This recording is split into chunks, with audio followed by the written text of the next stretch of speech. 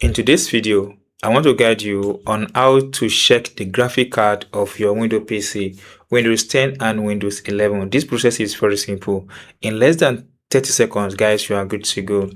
Come to this place, type in run, RUN, then click on this run bus.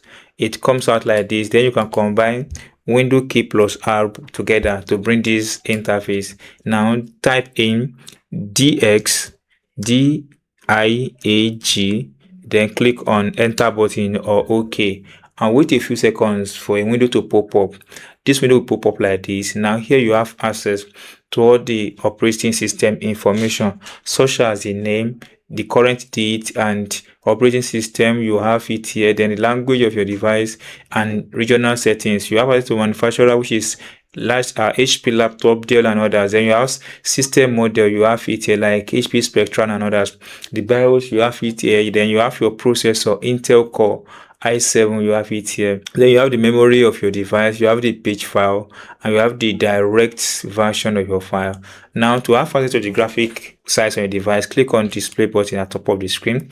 When you click on that display button, you have yourself at this place. Here you have access to the graphic card. My own is Intel HD graphic 620, manufacturer Intel Corporation. Then chip type is still Intel HD graphic family. Dark type internal, that is. Then you have device type is full display device. Then you have the total the size.